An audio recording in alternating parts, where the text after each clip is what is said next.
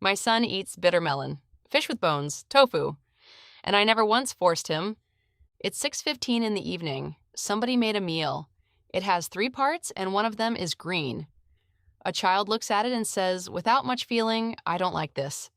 And now a negotiation starts that will run somewhere between 11 and 40 minutes. 3 more bites? Just try it. You liked it last week. If you eat the broccoli, you can have the yogurt. I'm not making you something else. Fine, I'm making you something else. By 7 o'clock, 2 adults are exhausted, 1 child has eaten toast, and the whole thing runs again tomorrow with a different vegetable and less patience. If that's your house, I need you to hear the strange part. Nobody in that scene is doing anything wrong. Everyone is trying. And the reason it keeps happening has almost nothing to do with the child or the broccoli or willpower. It's one decision made years earlier that nobody remembers making. In our house, we never made it. And I'm going to tell you exactly what it is, because it's the least popular sentence in this entire video. We never made him a separate meal, not once, not on a hard day, not when he was sick, not when he cried. And I want to be very careful here because I'm not telling you this to sound strict. I'm telling you because that single absence, the absence of a children's menu inside our own home, is doing most of the work in this entire system. And it's the part almost nobody in the West is willing to try because it feels cruel for about 9 days and then it stops feeling like anything at all. Because here's what a separate meal teaches, and it teaches it fast. It teaches a child that food is the one category of thing in the house that adjusts to him. And once a child learns that, the question at dinner is no longer what's for dinner. The question is, what will they replace this with if I hold out? That's not defiance, that's intelligence. He's reading the system correctly, and the system is the thing we built. And before I go further, I have to be honest with you about the title of this video, because if I'm not, someone in the comments will be. Chinese kids are not magically immune to this. There's research out of China, thousands of children's cities and countryside, where more than half of preschoolers were described as picky by their own parents. Picky eating is a thing pediatricians in Beijing worry about. So I'm not telling you about a nation. I'm telling you about a structure, one that some families still have and a lot of families have lost, and I happen to grow up inside it. So when people ask me why Chinese kids eat everything, and they say it like it's a genetic trait, I always want to slow them down. Chinese children are born with the same neophobia every human child is born with. That hardwired suspicion of new food that shows up somewhere around 18 months and peaks anywhere between 2 and 6. And the usual explanation for why we have it is grim and convincing. A toddler who tastes unfamiliar things in a forest doesn't get to have children of his own. Every child has that. Mine had it. He spat out egg for a month. The difference is not the child. The difference is what the environment does with that phase and whether the environment blinks. So here's the first part, and it's the load-bearing wall. 1 meal, 1 table. In a traditional Chinese household, dinner is a set of dishes placed in the center of the table, not portioned plates, a shared surface. There is a fish, there is a vegetable, there is something braised, there is a soup, there is rice. Everyone eats from the same dishes. And here is the crucial part that people miss when they try to copy this. Nobody is served a version. There is no child's portion of a different meal.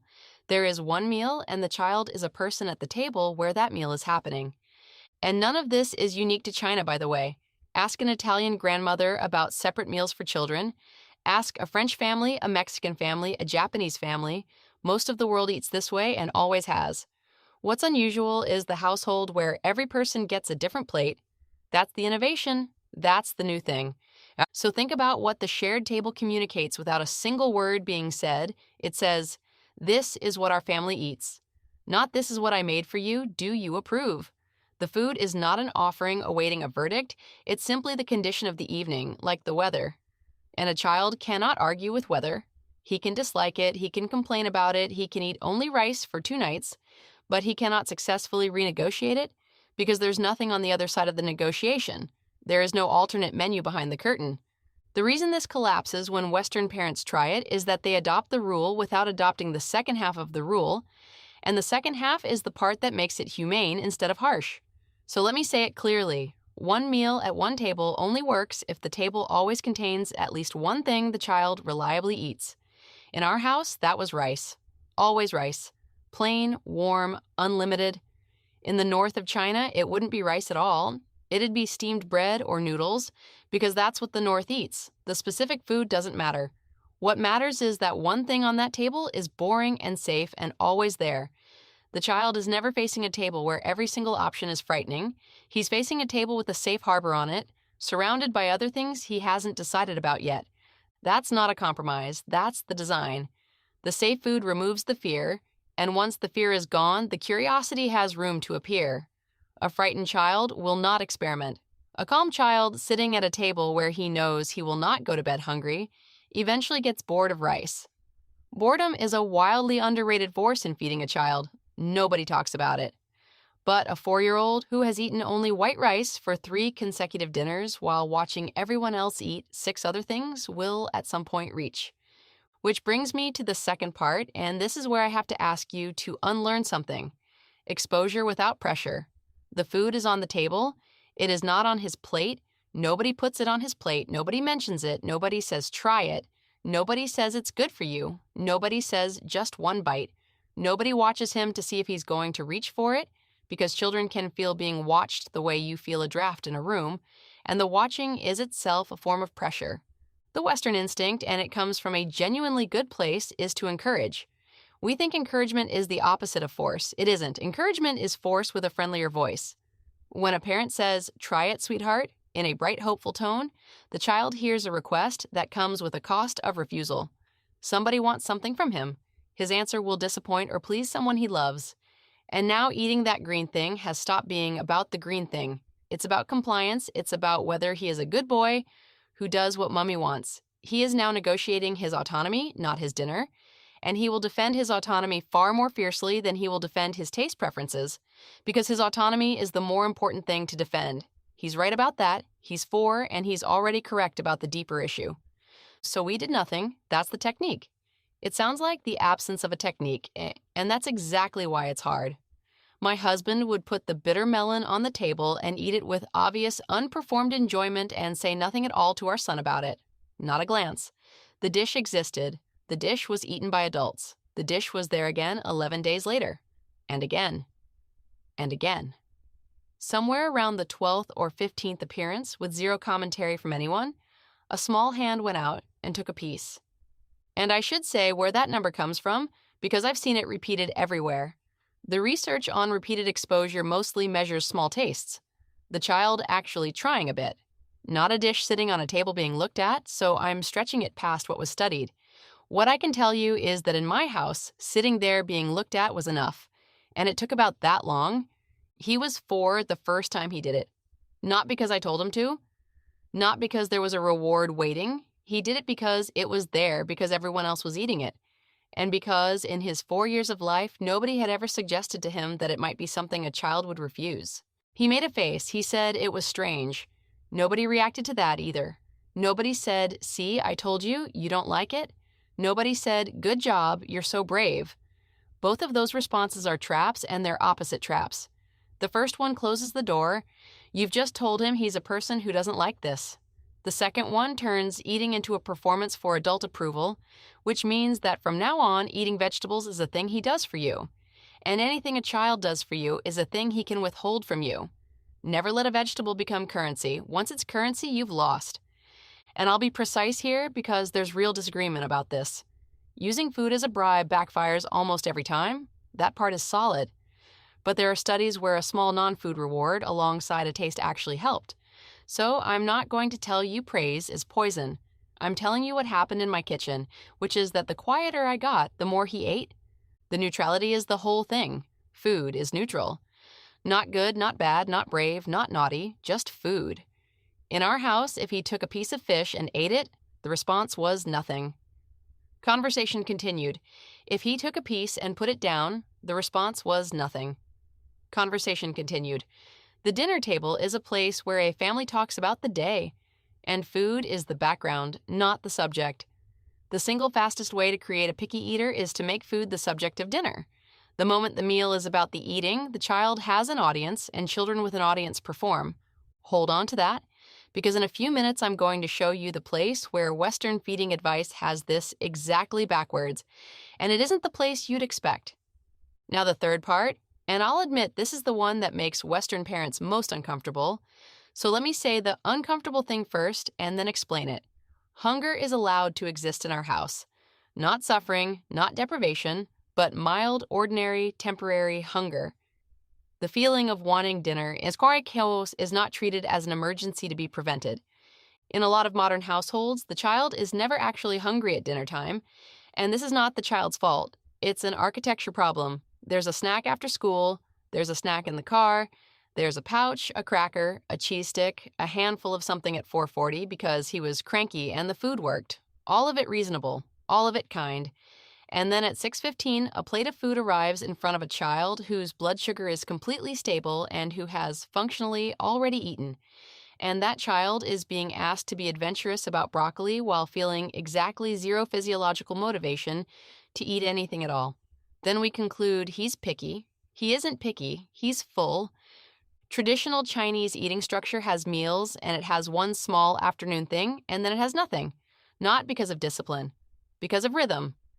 The body learns when food arrives. A child who arrives at the table genuinely ready to eat is a fundamentally different negotiator than a child who arrives indifferent. Hunger is not your enemy at the dinner table. Hunger is the only ally you've got, and most families spend the entire afternoon eliminating it and then wonder why dinner is a battle. And I need to stop and say this clearly because this is the part of the video someone will take a 30-second clip of. I am talking about a healthy child with an ordinary appetite. If your child has a diagnosed feeding disorder, if there's a growth concern, if there's diabetes or reflux, or a therapist already involved, none of this applies to you.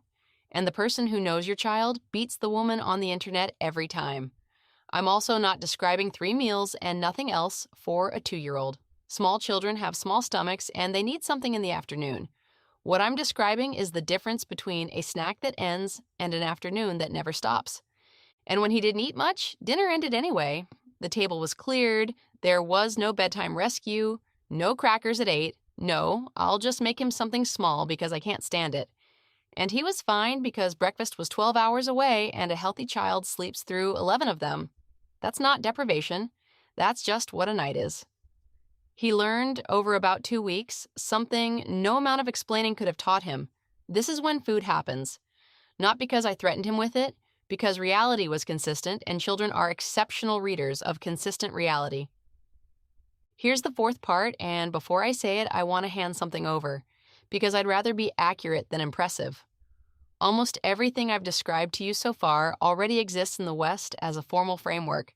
It's called the division of responsibility. A dietitian named Ellen Satter worked it out decades ago. Parents decide what food and when. The child decides whether and how much. Always includes something safe, never pressure. If you've read her, you've been nodding for 10 minutes. So the West didn't get this wrong intellectually. The West wrote it down. The difference is that in my mother's house, nobody wrote anything down. Nobody had a framework. Nobody was implementing an approach. It was just what dinner was. And a thing you have to consciously implement at 6:15 on a Tuesday, while tired, is a much weaker thing than a thing that's simply the shape of your family. That's the real gap. Not knowledge, architecture. And here's where the architecture differs most. Bitter is not a punishment. Bitter is a flavor. The separate children's menu is about 100 years old, and it has a strange origin story. When Prohibition took the liquor money away from American restaurants, they went looking for a new customer, and they found families. So around 1921, the children's menu appears, and here's the part that always stops me. It wasn't sweet at all. It was poached eggs, creamed spinach, lamb chops, chicken over boiled rice, plain, because plain was what the child health people of the day believed built a strong body. The nuggets came 50 years later. Somewhere between those 2 menus, an idea quietly took hold that children's food should be sweet, mild, soft, beige, and unchallenging, and that the strong flavors of the adult world are something they'll graduate into later. So we built a food ghetto. Nuggets, pasta, plain rice, fruit, crackers, cheese. All of it fine, none of it harmful, and collectively it does something quite serious. It trains a very narrow palate during the exact window when the palate is most plastic. And then at 12 or 15 or 22, we expect a person raised inside a beige box to suddenly develop an appetite for bitter greens and fermented things, and fish that still looks like a fish. There's an old idea in Chinese cooking of the 5 flavors: sour, bitter, sweet, pungent, salty, and the point was never that you pick your favorite. The point is that a meal should have several of them in it at once. So a child meets all 5 in the same week, sometimes in the same bowl. Bitter melon in summer because it's cooling, sour in vinegar and pickled vegetables, salty in fermented beans and soy, pungent in ginger and scallion and garlic. And that deep, savory thing in mushrooms and long simmered broth that English had to borrow a word for because it never had one of its own. A child raised at that table isn't learning to tolerate flavor. He's learning that flavor has a map and that different regions of the map do different things to your body. Bitter melon isn't a food you endure, it's the food you eat in July because the heat is making you irritable, and this will cool you down. That's the reframe I want you to sit with, because it's not about taste, it's about what food is for. In the Western model, a vegetable is a nutritional obligation. It contains vitamins, you should eat it, it's good for you, which to a 6-year-old translates directly and immediately into, this is medicine and someone wants me to take it. Of course he resists, you would resist. In the Chinese model, that same vegetable has a function inside a story about your body. This cools, this warms. This is for when you've been sleeping badly. This is what your grandmother eats in autumn when the air gets dry. It's not medicine. It's participation in a system that everyone at the table is inside of. My son asked me once why we eat winter melon soup when it's hot, and I told him what my mother told me, which is that the weather gets into your body and the food takes it back out. Is that scientifically rigorous? Not especially. Is it a story that makes a 6-year-old drink a soup he was ambivalent about without a single instruction being given? Every single time. Children don't want to be nourished. Children want to belong to something. Give them a story about why the family eats this in July, and the eating takes care of itself. There's one more part, and I'll warn you now. It might change how you think about your own childhood. When my son was small, his grandmother would come for long stretches. And I noticed something about the way she fed him that I had no language for at first. She never asked him if he wanted something. She never presented options. She would simply reach across the table with her chopsticks and place a piece of food into his bowl and go on talking to my husband about something else entirely. And he would eat it. Not always, but usually. And I couldn't work out why the same food, offered by me with a question attached, produced resistance, and offered by her with no question attached, produced eating. It took me years to understand it, and here it is. When she placed food in his bowl, she was not asking him to do anything. She was performing an act of love that happened to involve food. The gesture said, "You are mine and I am feeding you." It did not say, "I need you to eat this so I can feel like a competent parent," and children can tell the difference between those two things with terrifying precision. They can feel the need in a request. Every anxious offer of food carries a small invisible weight, which is the parent's own need for the child to eat, and the child feels that weight land on him and instinctively pushes it back off. That's the grandmother rule: feed from abundance, not from need. And I know how hard that is because the need is real, and it's not neurotic. You worry about iron, you worry about growth, you've read things, you watch him eat 4 bites of dinner, and something in your chest tightens. I've had that tightening. What I learned is that the tightening is mine to manage, not his to solve. And that the moment it leaks into my voice at the table, the meal is already lost. If you watched my video about the phrase, "Have you eaten yet?" you already know where this lands. In Chinese, there's a greeting that for a long time was more common than "How are you?" And in my mother's generation, it still is. Have you eaten? It's what you say to your neighbor in the hallway, to your adult son who lives an ocean away. And I want to be careful, because people love to say that Chinese people never say, "I love you," and that's not true. My son says it, his cousins say it, it's on television.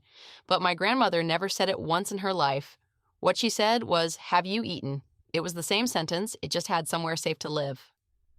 So a child raised inside that language grows up inside a very particular equation. Food equals care, the table equals belonging, eating together equals being a family. That's why the meal doesn't need enforcement. The eating isn't the point of the meal. Being at the table is the point of the meal, and the eating happens as a byproduct of wanting to be there. Nobody has to make a child want to belong. Every child on earth already wants that more than he wants anything else. You just have to make sure the table is a place where belonging is available, and not a place where his performance is being evaluated. And now I have to tell you the other half, because I would be lying to you if I stopped here. And this channel doesn't do that. Everything I've described has a shadow, and the shadow has a name. Not a single grain should be left in the bowl. There's a poem every Chinese child learns, a Tang Dynasty poem called Min Nong, Sympathy for the Peasants. The farmer hoeing at noon, the sweat falling into the soil, and then the line that does all the damage. Who among you, looking at the food in your bowl, knows that every single grain of it costs someone? It's a beautiful poem, I can still recite it, and it's also a state campaign.